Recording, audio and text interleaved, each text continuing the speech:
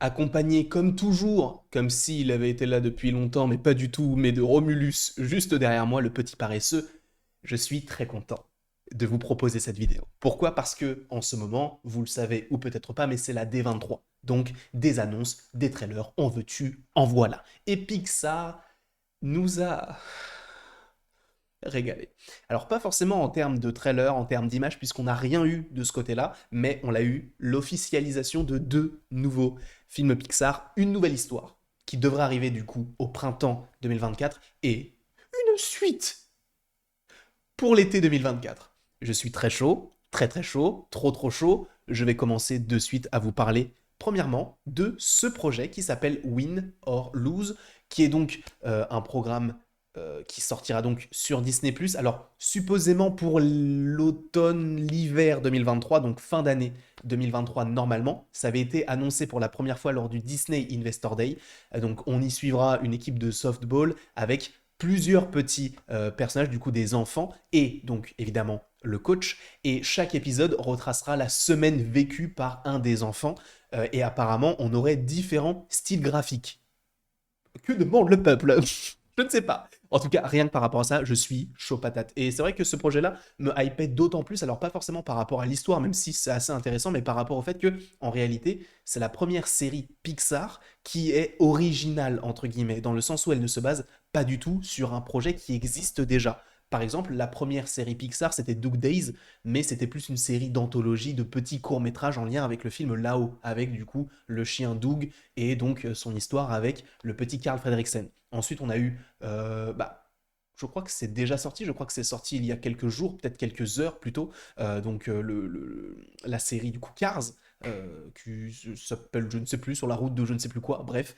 Cars également, qui se base par rapport à la trilogie Cars. Donc là, c'est la première fois qu'on a une série, ou en tout cas un programme, qui se base sur rien du tout, et c'est un programme original. Alors on a d'autres petites photos, donc on a différents personnages. Là, on voit bien notamment les différents styles graphiques. Alors à voir si ce sera gardé, puisque là, ça a l'air d'être des concept art, entre guillemets, même si ça a l'air quand même, entre guillemets, réaliste. Alors, ce ne sera peut-être pas aussi bien fait, enfin bien fait, bien sûr que si, ça sera super bien fait, puisque c'est du Pixar, mais ce ne sera peut-être pas aussi réaliste entre guillemets qu'un film qui peut possiblement sortir au cinéma parce qu'il y aura peut-être moins de budget, je n'en sais rien du tout, mais quoi qu'il en soit, on aura une série Win or Lose avec différents styles graphiques. On le voit notamment par rapport à ce petit bonhomme au milieu. On a l'air d'avoir une sorte de petit bonhomme dessiné en 2D qui peut possiblement prendre vie. Et en fait, par rapport à ça, j'ai l'impression que c'est comme si c'était l'intériorité du personnage, parce qu'on le voit sur un téléphone avec un sourire un peu malicieux et les sourcils qui sont un peu froncés comme s'il était en train de faire une bêtise entre guillemets.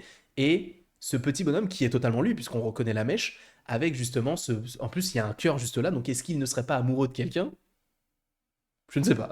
Je ne sais pas. Là, j'arrive pas vraiment à savoir ce que cela signifie, mais on a l'impression qu'elle est en guerre, entre guillemets, puisqu'elle a une sorte de banane. Alors, est-ce que c'est quelque chose pour jeter des trucs? Je n'en sais rien du tout. Des armes ou des petites boules, j'en sais rien du tout.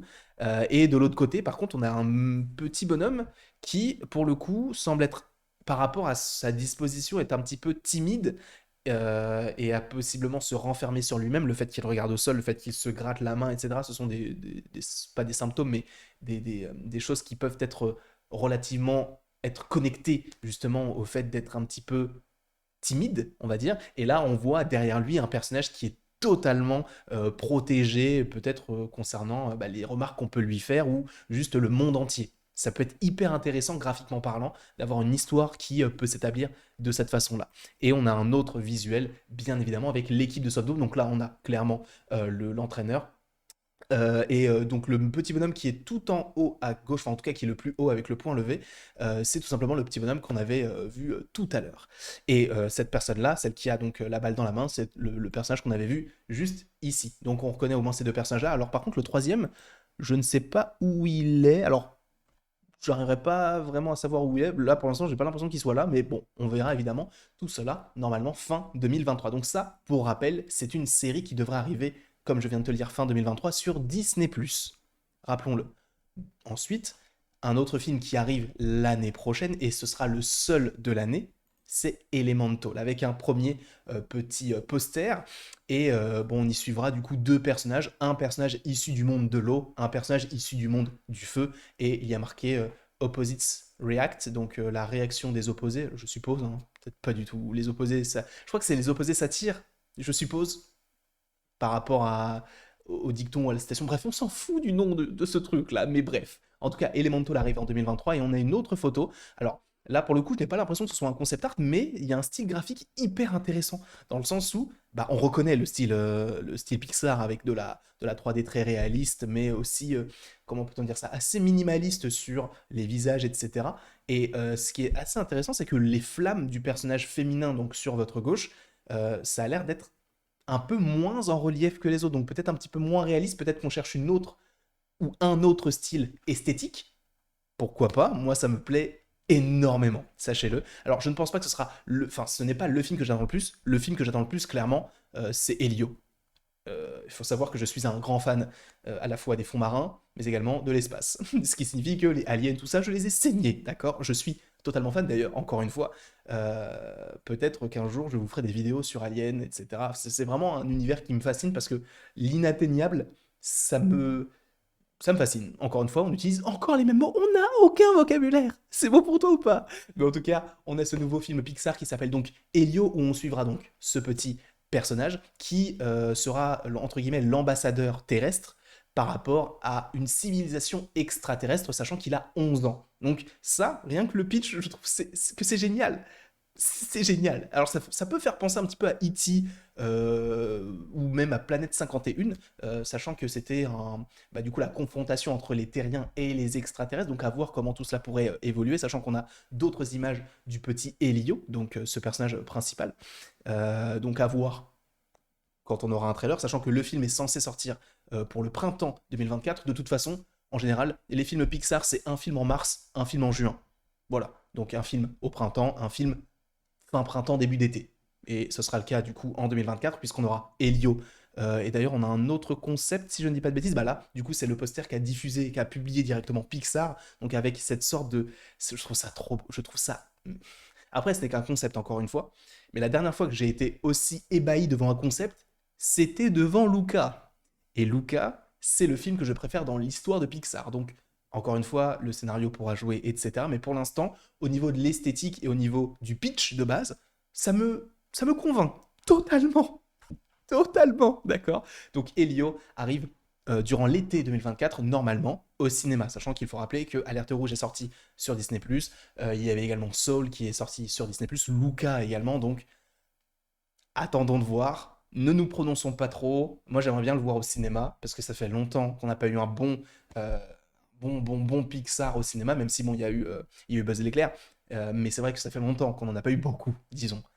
Et ensuite, le clou du spectacle, vice-versa, qui sera donc réalisé par, si je ne dis pas de bêtises, j'avais regardé ça tout à l'heure, c'était, attendez, bah, je vais totalement regarder Inside Out, qui normalement on devrait avoir des petites informations, qui sera réalisé par Kelsey Mann, et je crois qu'elle a bossé sur un court-métrage en lien avec Monstres et compagnie, si je ne dis pas de bêtises, mais bref, elle réalisera donc Inside Out 2, et normalement, si je ne dis pas de bêtises, concernant ce que j'ai trouvé comme information, premièrement, on devra avoir une Riley un petit peu plus âgée, donc peut-être à l'âge de l'adolescence.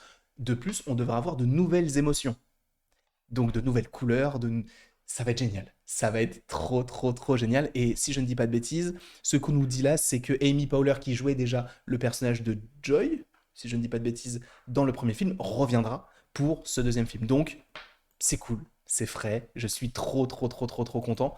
La D23 commence très bien. J'ai hâte d'être à demain pour Marvel, etc. Mais moi, sachez que je suis un gros, gros, gros, gros fan d'animation et un gros, gros, gros fan d'animation Pixar. Donc là, le fait qu'on me dise, ok, bah, à la fin de l'année 2023, tu as Win or Lose, juste avant, tu as Elemental, en 2024, tu as Elio, et en 2024, encore une fois, tu as Vice Versa 2, je peux mourir en paix, d'accord? Sachez-le. En tout cas, je suis très, très, très, très, très content de vous avoir proposé cette vidéo. Sachez que je mets.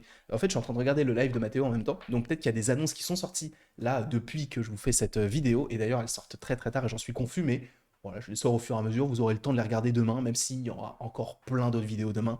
Bref, merci à tous d'avoir regardé cette petite vidéo. Et il ne me reste plus qu'à vous dire d'aimer, de partager, de commenter et de vous abonner uniquement si vous en avez envie. Sachez qu'il y aura beaucoup de vidéos à la rentrée sur la chaîne, sachant qu'il n'y a pas vraiment eu de rentrée, mais elle sera le 15 septembre, donc jeudi 15 septembre, et il y aura beaucoup de vidéos d'animation qui suivront, que ce soit sur l'Atlantide, l'Empire perdu, ou encore les films Pixar, ou même, surtout, la planète au trésor. Bref, je vous fais des bisous, et il ne me reste plus qu'à vous dire à la prochaine, pour la prochaine.